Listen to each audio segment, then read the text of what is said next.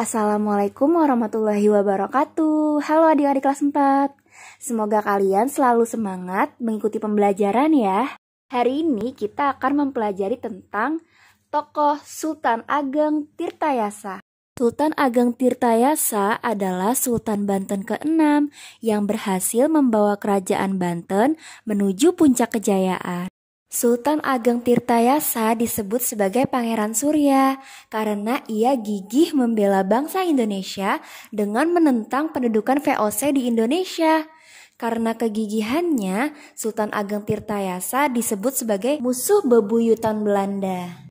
Nah sekarang mari kita mempelajari sejarah singkat Kerajaan Banten pada tahun 1656. Perlawanan yang dilakukan oleh Sultan Ageng Tirtayasa yaitu dengan melakukan sabotase dan perusakan kebun tebu serta pabrik penggilingannya. Selain itu, pasukan Sultan Ageng Tirtayasa berhasil menguasai kapal-kapal milik VOC Belanda. Semangat Sultan Ageng Tirtayasa kurang disetujui oleh anaknya sendiri yaitu Sultan Haji. Perselisihan yang terjadi di dalam istana dimanfaatkan oleh pihak VOC untuk melancarkan politik adu domba.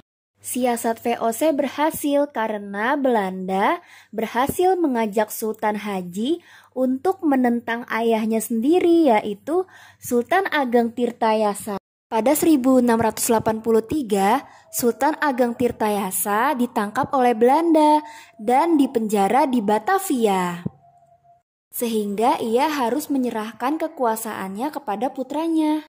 Kemudian akhirnya Sultan Ageng Tirtayasa meninggal di penjara pada tahun 1692 dan kemudian ia dimakamkan di komplek pemakaman raja-raja di Banten. Nah adik-adik, itu tadi adalah perjuangan Sultan Ageng Tirtayasa selama masa hidupnya yang membela bangsa Indonesia dalam menentang VOC di Indonesia.